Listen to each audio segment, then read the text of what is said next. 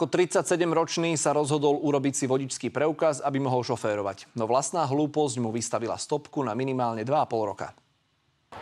Tento muž z Mikušoviec ešte nemá vodičské oprávnenie a už dvakrát porušil cestný zákon. Sadol si za volant a ešte aj opitý. Dozvolka chyba, nie je toto? Vieš. Neviem, čo má tam povedať.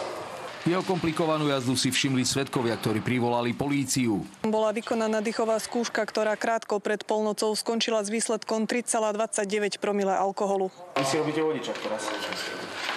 No a čo teraz? Teraz asi ho nedorobíte. No nedorobíme, to sa môžem rozložiť. Budete skúšať opakovanie ho robiť? No po odplynutí trestu asi. Áno. Áno?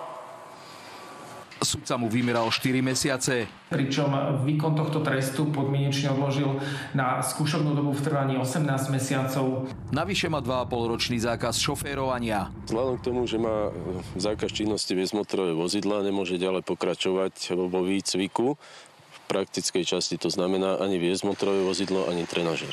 V podstate nesmie sa dotknúť volantu, jediný volant, kde sa môže dotknúť na kolotočoch.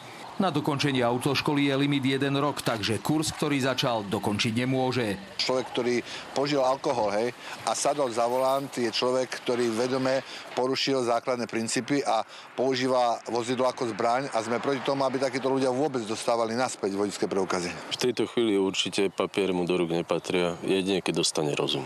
Trestný rozkaz nie je právoplatný. Prokurátor nebol prítomný na pojednávaní a musí sa mu doručiť rozhodnutie.